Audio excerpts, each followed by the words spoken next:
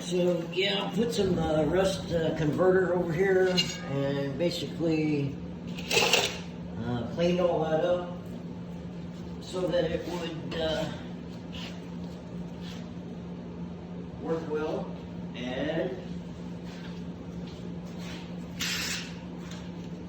as you can see,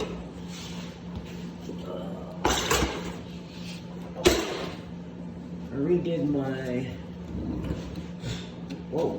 plate there for the support and welded that all in.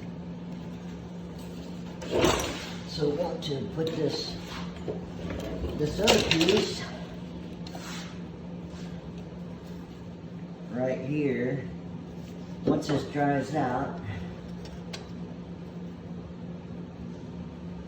and we'll weld this plate in.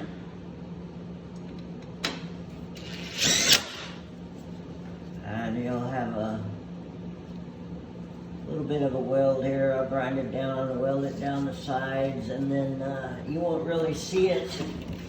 It's gonna be, yeah, I got rust converter inside this plate here too, so I'll put some more here on this, and then basically the frame goes there, of course, so you don't see any of this, but this rust converter is really good, and I've used it a lot.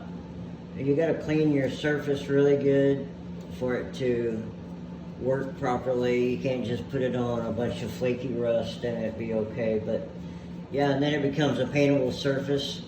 And this will be undercoated probably, the whole car. I always try to do a light undercoat anyway. It helps protect it after it's painted. And yep, then we'll move on to the other side.